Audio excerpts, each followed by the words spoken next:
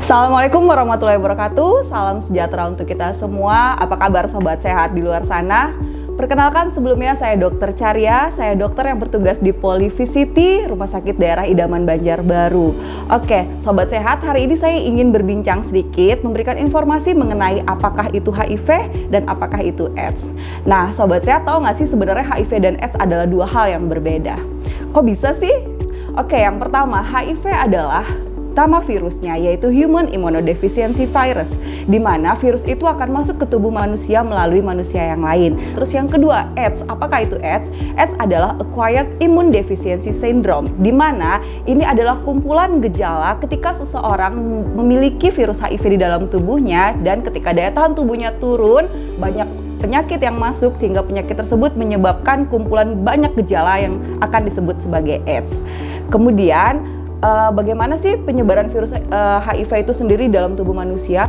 Healthy people, sayang sekali di kota Banjarbaru merupakan nomor 3 terbesar terjadinya angka penularan HIV di Kalimantan Selatan.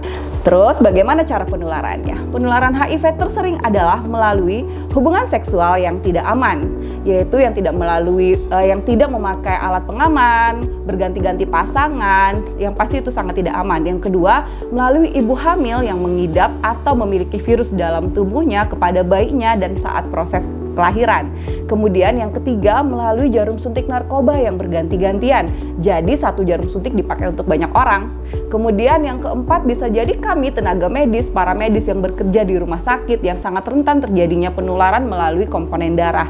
Terus yang kelima yaitu transfusi darah yang tanpa melalui screening. Tapi luar biasanya di Indonesia sekarang ketika kita transfusi darah itu sudah melalui proses screening yang baik. Nah, HIV itu ternyata tidak ditularkan loh teman-teman dengan gampang sekali. Di sana kan banyak beredar nih hoax, hati-hati dengan jarum yang akan ditancapkan di toilet, di bioskop, atau tusuk gigi ketika di tempat makan. Itu hoax ya, healthy people. Kenapa? Karena HIV AIDS itu tidak ditularkan melalui gigitan nyamuk, pemakaian toilet bersama, ciuman, mohon maaf, makan bersama, dan bersentuhan. So, sobat sehat yang ada di luar sana, ketika mengetahui ada orang sekitarnya yang mengalami HIV atau orang dengan HIV, jangan takut karena tidak akan tertular dengan gampangnya. Kenapa? Karena proses penularan HIV itu harus melalui 4 tahap dulu. Yang pertama, exit. Harus ada virus yang keluar dari si orang penderita HIV-nya, berarti virusnya harus keluar dulu ya.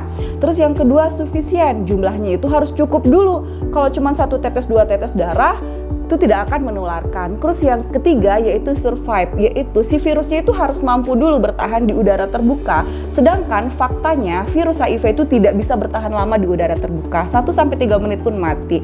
Terus yang keempat harus ada tempat masuknya. So kalau healthy people tidak ada luka, tidak ada tempat terbuka yang bisa memungkinkan masuk komponen darah, mohon maaf komponen sperma, air susu ibu pada bayinya, itu tidak akan menularkan. So jangan khawatir ya kalau kita berdekatan dengan ODIF. Nah, bagaimana sih perkembangan virus HIV menjadi AIDS? Tadi kan saya bilang di awal bahwa HIV dan AIDS adalah dua hal yang berbeda.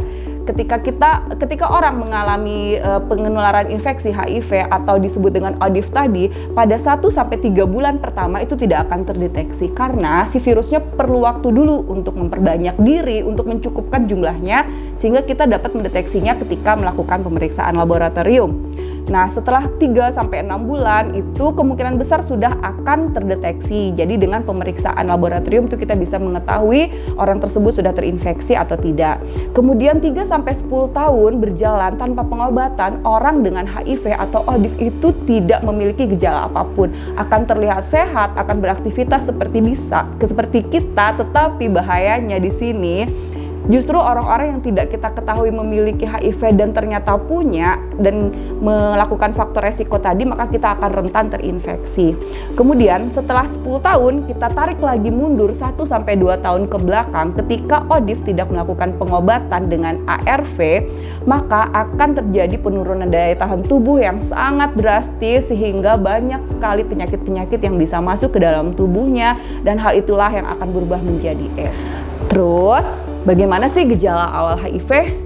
Healthy people, sangat disayangkan bahwa HIV ini tidak memiliki gejala yang khusus karena gejalanya hampir mirip dengan gejala-gejala penyakit pada umumnya. Biasanya orangnya akan demam, akan menggigil, akan sakit kepala, keringat malam, banyak sariawan. Tapi yang bisa membedakan adalah ketika orang tersebut mengalami demam, menggigil, bahkan diare, itu terjadinya dalam waktu 3 minggu atau lebih tanpa berhenti sama sekali.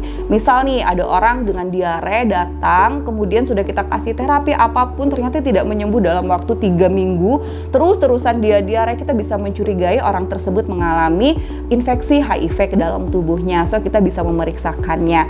Jadi tidak ada gejala khusus ya teman-teman. Kemudian bagaimana sih cara kita untuk mencegah penularan HIV ke dalam tubuh kita? Yang tadi kan saya udah jelasin ya, ada 4 proses tadi. Ketika 4 proses tadi tidak terpenuhi, maka kita tidak akan tertular.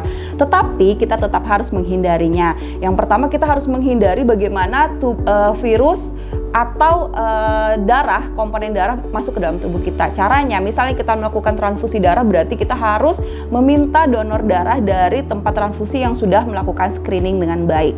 Terus yang kedua, untuk kami tenaga medis, para medis yang bersentuhan dengan komponen darah yang banyak, itu kami harus melakukan yang namanya universal precaution, di mana kami harus melakukan proteksi diri yang baik sesuai dengan prosedur yang sudah ditetapkan. Kemudian yang ketiga, tidak melakukan hubungan seksual yang beresiko. Lakukanlah hubungan seksual kepada pasangan sah kalian, bukan kepada orang sembarangan, apalagi berganti-ganti pasangan.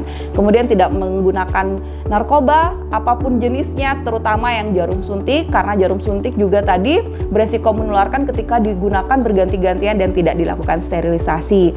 Kemudian hanya menggunakan barang yang masuk atau menginvasi atau menusuk ke dalam tubuh kita itu bahan yang satu kali pakai saja. Jangan digunakan ulang ketika kalian tidak memiliki alat untuk sterilisasi yang memadai. Tadi saya banyak bercerita mengenai apa itu virusnya, bagaimana cara penularannya, bagaimana cara kita mencegahnya. Terus bagaimana sih cara kita mengetahui seseorang itu terinfeksi HIV atau tidak? Caranya cuma satu teman-teman, harus melakukan pemeriksaan darah. Jadi HIV, ODIV di luar sana, AIDS apapun itu tidak akan kita ketahui hanya dengan memandang kasat mata. Bukan berarti orang yang badannya kecil, kurus, kemudian sakit-sakitan itu infeksi HIV, belum tentu teman-teman. Karena tidak semua orang yang memiliki ciri tersebut mengalami atau terinfeksi virus HIV. Jadi salah satu cara atau satu-satunya cara adalah dengan melakukan pemeriksaan darah. Healthy people di sini boleh melakukan deteksi dini apakah kita terinfeksi atau tidak. Itu bisa melalui fasilitas kesehatan terdekat, bisa melalui puskesmas, KPA atau rumah sakit daerah idaman Banjarbaru melalui Polyvisity. Kemudian yang terakhir ya, gimana sih kalau misalnya orang itu terinfeksi HIV? Apakah orang tersebut bisa disembuhkan? Apakah orang tersebut bisa hidup seperti orang yang lain? Bisa hidup normal, beraktivitas? Jawabannya bisa sekali. Tapi sayangnya HIV tidak bisa dihilangkan teman-teman.